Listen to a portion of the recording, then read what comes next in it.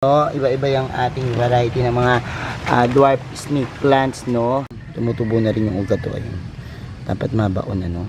Water propagations, ayan, may sumusulpot na konting ugat. Tanggalin ko muna, kakalbuhin ko muna yung mga dahon niya. Kapag halimbawang lahat ng parte ng ating snake plants ay ating ipopropagate. Hello everyone, this is Sir Misunaw, Pini Dino Park and Eco Garden, and welcome back sa ating YouTube channel. And for today's video, ano ba gagawin natin dito sa garden? Meron po kami ditong mga snake plants, ano, yung ating dwarf snake plants na talaga namang dumami na po yung pagsuloy. At ang gagawin natin ngayon is magpo-propagate tayo, paparami, no? And ito po yung ating mga dwarf snake plants. And nakita nyo po yan, ang dami na po sa isang pot natin. Meron na siguro itong mga 8 piraso hanggang 10 piraso, no? At ngayon, pag-iwalay-walay natin to para mas lalo pa silang dumami, no? Kasi sobrang dikit-dikit. Ang problema, yung mga dahon po nila nasisira, ano, kapag sobrang dikit-dikit. And ngayon, ang daming mga nasirang dahon, kaya papadamihin natin to. Samahan nyo kami ngayong araw to, kaya kung ready na kayo mga ka-MVP, tutukan po.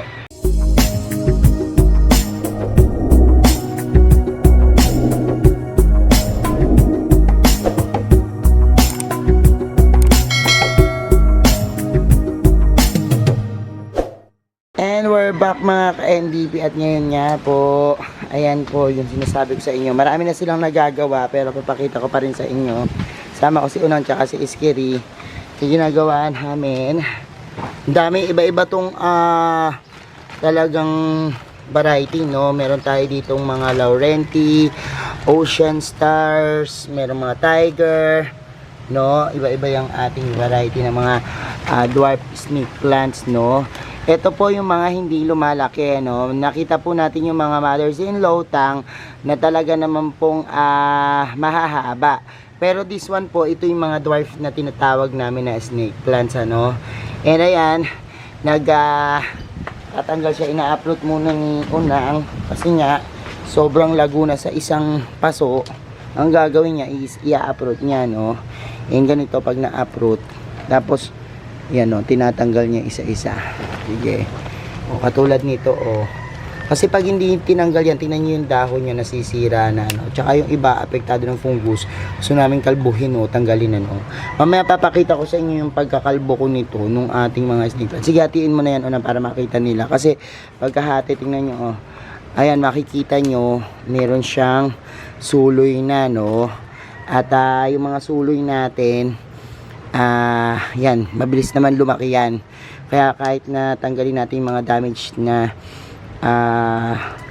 pinakadahon, okay na okay pa rin. O, tingnan mo. Yan. So, eto pwede pa natin tong padamihin, ano, kasi nakita nyo, meron na siyang mga ganyan roots na mahahaba, no. Mamaya ituturo ko sa inyo, nakita ko ng malapitan. Kasi doon naman sa kabila, ayan, si Iskiri, yan, papat na ng mga snake plants. So, magiging ganyan sila, no.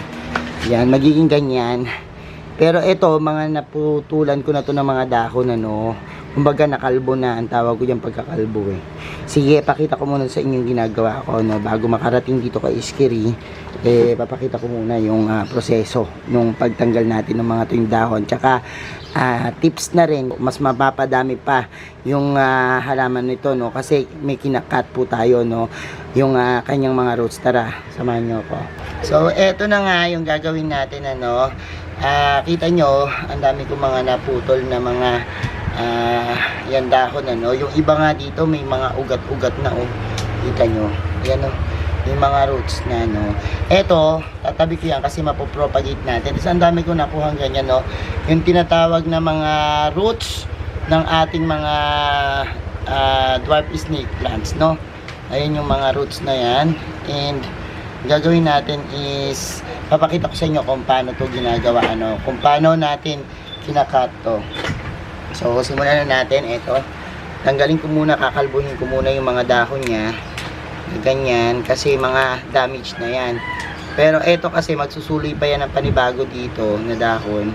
Yan yung magiging panibagong plants na maganda yung halaman. So, papasa natin to kay Iskiri. And, ayan, magsimula na tayo nito. Ayan, tingnan nyo. Ito, ibang variety naman to, oh. Ang ganda. Kaya lang, tingnan nyo, may sira na yung mga pinaka-roots niya. No? Tanggalin na rin natin yan. And, ano, ito yung sinasabi ko naman na kapag hindi nyo tinanggal, maaaring makahawa yan yung fungus na tinatawag, ano, maaaring makahawa yan sa mga plants nyo. So, dapat tanggalin din yan. And tingnan natin kung merong, yan, malambot dito na part, tanggalin na rin natin, ano, para mas mapaganda natin yung dahon ng ating mga dwarf snake plants. So, yan, pasa na natin doon. And papakita ko na asan yung ating gunting. So, eto naman yung isa. Ito yung sinasabi ko na mayroong, yan, pinaka ugat na malaki na, no? So, itong mga ugat na to, para mas maparami nyo pa ang technique dyan, ika-cut nyo, no? So, pag kinat nyo yan, ayan, o, napapagdalawa nyo pa yung roots nyo. Kasi ito, itatabi nyo tong isang part na to. Yan, tatanim natin yan. Tapos, kalbuhin mo yung mga dahon. Yan, kahit po kalbo-kalbuhin yung mga dahon na yan, pwedeng-pwede yan kasi mga sira-sira. Parang wala nang natitira, no? Anyways, okay lang yan. Kahit walang matira yan, kahit konti lang yung matira, hintayin na lang natin sumupot yung mga panibago niyang dahon, no? So, yan. Magtanggal muna tayo ng mga dahon. Mamaya, papakita ko sa inyo yung mga natapos natin, ha. At yan, cut natin yung mga pinaka roots niya na sobra-sobra kasi ito tutubuan pa to ng panibago, no? Mas marami tayong makukuha. Sige. So, eto na yung ating naputol. And meron ako ditong cinnamon ground powder. So, ayan, didildil natin yan, yung mga pinagputulan natin kasi tingnan nyo. Look, napuputol yung mga ugat. Dapat kailangan ano natin yan ng cinnamon para maiwasang mabulok yung ugat, na. So, itong cinnamon powder, yan, gaganyan natin yung mga mayroong mga sugat para matuyo, ano. So, yan yung ating cinnamon ground. Yan. Ang dami nating nakuha talaga ng mga ugat-ugat, no, na masyadong malalaki, and yan, dapat iganyan na. Kasi kanina, meron akong nakuhang bulb na parang malambot-lambot, ano. Siguro, uma-epekto yung fungus. Hindi ko alam kung ito yan. Pero, I'll make sure na nadidildil natin yung mga pinutol natin dito sa cinnamon powder natin, ano. Kasi yan yung magsisilbing pinaka-fungicide. Mas okay sa akin to kasi mas nahawakan ko yung mga ganito na cinnamon kaysa dun sa Dighting, no. Pero pwede rin naman kayong gumamit ng Dighting. Kaya lang po, sa akin, mas maramihan yung ginagawa ko. Ginagamit ko po itong ating cinnamon powder, no, para mas mabilis tayo, no. So, ayan, daw lang natin ang daw yan, kasi ito ilulubog natin sa lupa, no. Mamaya bibigyan ko kayo ng updates dun sa mga patapon nating snake plants.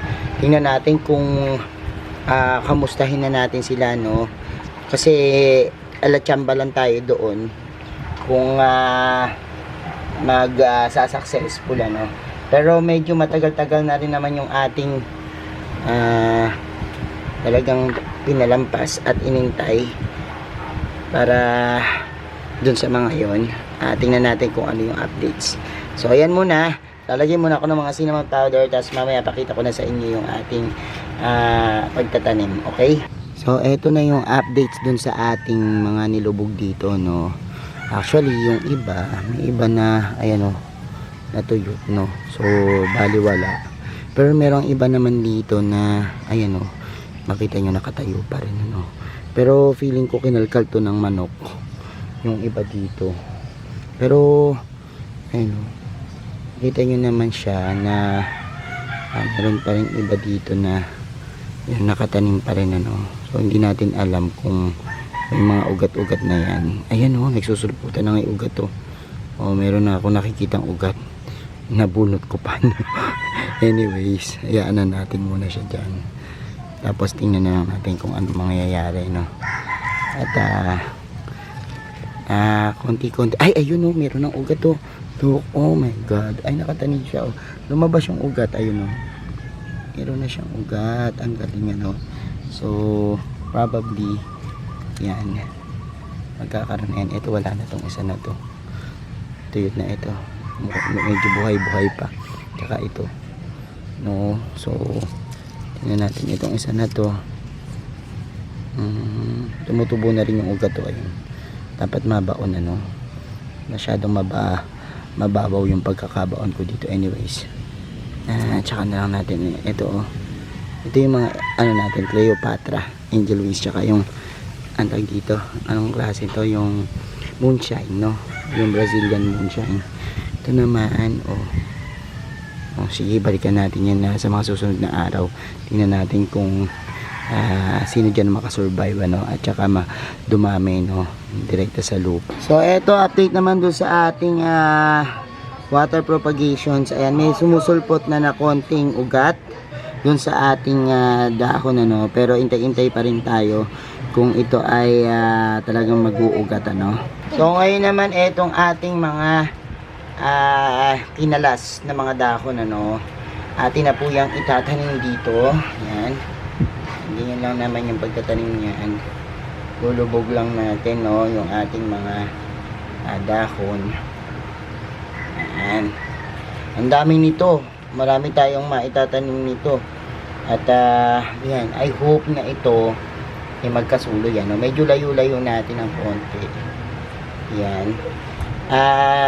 Hindi naman siya 100% na minsan successful, no, lahat ng mga dahon talagang napopropagate. Pero malaki pa rin yung chance na dumami yung inyong mga halaman, ano, kapag halimbawang lahat ng parte ng ating snake plants ating ipopropagate mula sa roots, sa leaves, no. At yan, ganyan magparami ng snake plants talaga, no. At lahat po ng ating mga parte ng halaman ay ipopropagate natin o itatry po natin na padamihin. So, ganyan lang po. And yan, yun yung ating pagtatanim yan. And ito naman po yung mga roots. Ang pagtatanim naman po nito, katulad nito, may mga ano, hindi na pwede kapain yun, no, pag merong mga malalambot. Dito naman, yung gagawin naman natin dun sa mga roots, ibabaon natin. Kung napansin nyo, mayroon na siyang mga ayan, no, maliliit na suloy. Ilalabas mo lang yung mga suloy na yan. Ayan, tapos tatambakan nyo siya ng lupa, ano. Potting mix dito, dapat fast training lang na potting mix, ano. O pag wala namang mga yan, suloy pa, pwede ibaon nyo na lang siya, no?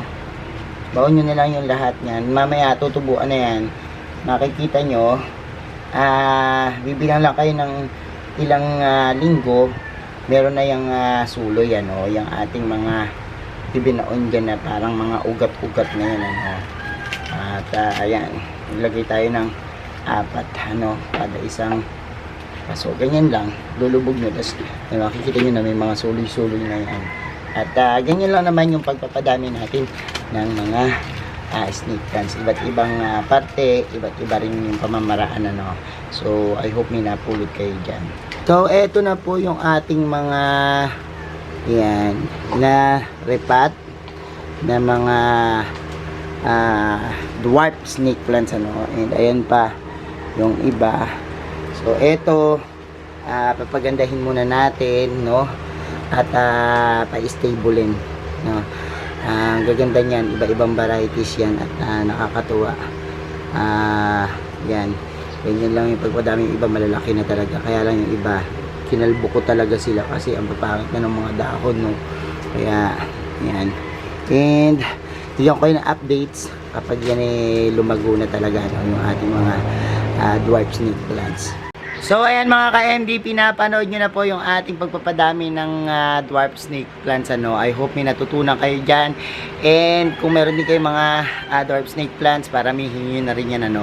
Napakaganda niyang mga alagaan. Pwede yan sa mga office table, no? Kasi medyo maliliit lang sila, unlike yung mga iba't variety ng snake plants na sobrang lalaki, no?